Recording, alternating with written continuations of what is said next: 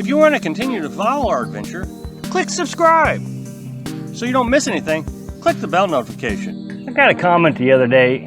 They were, I guess, brought to the realization of the nomadic lifestyle and that it's not what it seems to be based on some of my videos. What it was is this person thought if they started the nomadic lifestyle that they'd be able to spend their entire time in the national forest or near the ocean or in the grasslands or in the BLMs, experiencing nature and really enjoying this fantasy that this person had built up in their head.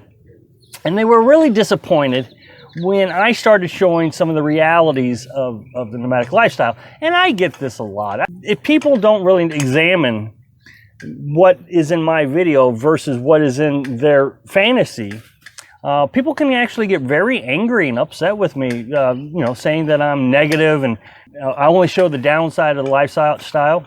Beautiful, magnificent spot to the next magnificent spot. It's just not reality. Not if you're going to try to do this on a budget. You got thousands of dollars that you can spend each month, then maybe you can travel a lot.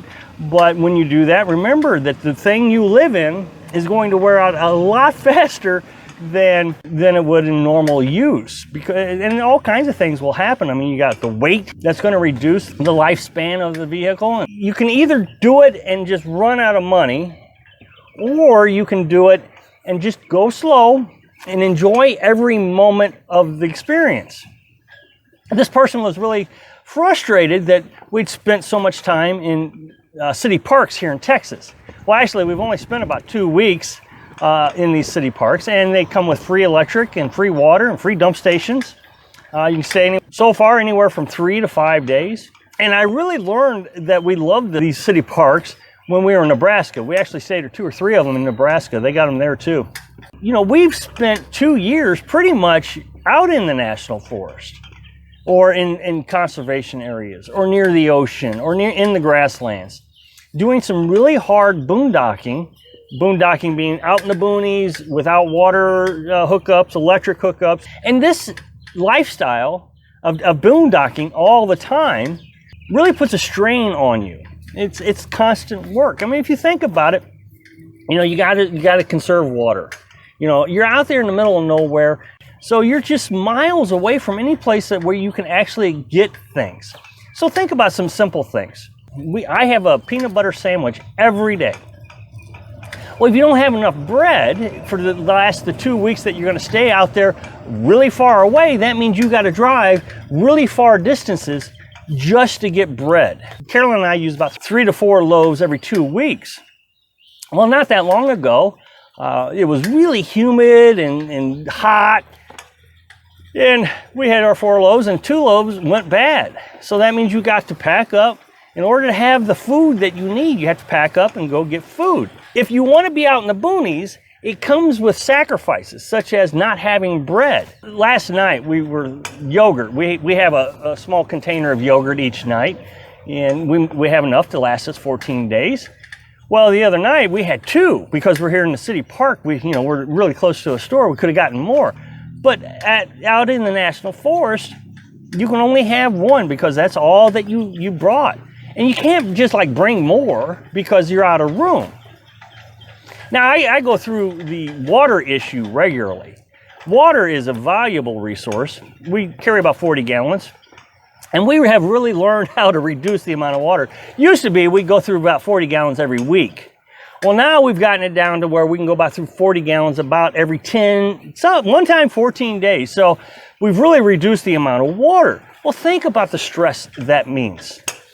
Dishes. You really have to figure out how to conserve water doing dishes. Laundry. Laundry is interesting because when you're out there in the boonies and you're trying to conserve water, do you want to do laundry? And the answer sometimes is no. So you end up having to have extra clothes. So this means more weight in your truck that you got to carry around for clothes that you're going to use when you're out there in the boonies. Now, the other thing you can do is you can bring water out of a stream or pond. Sometimes these streams and ponds are pretty dirty, so you got to filter them and you got to put chlorine in them. You got to kind of sanitize them a little bit. They're still, after you do all that, the water is still a little dirty, but you can use it for laundry. So these are all the things that you start having to do, extra labor, that comes with boondocking. So yes, being out in the national forest is just absolutely fantastic. Everything in your mind, all these fantasies that you have, is right out there in the national forest. But on the flip side, the things that you don't have in your mind, which is all the issues that you're going to run into, not being near resources, you seem to forget when you're fantasizing about the beautiful lifestyle. So when you come to these city parks, it's like, quite honestly, it's like being in your house in a regular stick and brick. Yes, we're living in a truck, but we're able to take a shower for as long as we want to take a shower. Now, we have our on-demand water heater. It's a propane water heater. And when you turn it on, it heats up instantly, and I can have unlimited hot water. That's even better than what I can have in a house. But the thing is I got to be able to plug in to a water faucet in order to do that. Otherwise, I only get about 5 gallons of water that I can use. Of course, when you're out there in the boondocks, you don't want to use 5 gallons. You want to use as little water as possible. So you end up using maybe 2 gallons to take a shower. Well, out here, I mean, it's just, you just got to relax into this shower with unlimited water. You want to support the community when you come to these free campsites with free electric in the city parks. So on one night, each time we've went around here, we've went out to eat at a sit-down restaurant. So you don't even have to cook and you don't have to conserve. Of course, when you run out of bread, you can go down to the Dollar General, which is just like 2 blocks away, and we walk down to the Dollar General. In my mind, I recognize that a lot of people think that when you come out here, that national forest is where you're going to come to relax, and then you come back to the house to go to work. Well, it's just the opposite in my mind. Think about it. When you go camping, anybody who's been camping, they'll spend a weekend in camping, and when they get home Sunday night, they're more tired Sunday night from all the camping than they were Friday night when they left to go camping. And that's the same thing. You're constantly camping, you're constantly working, you're constantly tired. And so when you come here to the city parks, you don't have to work at anything. Thanks for watching. Click like if you like the video, and happy travels.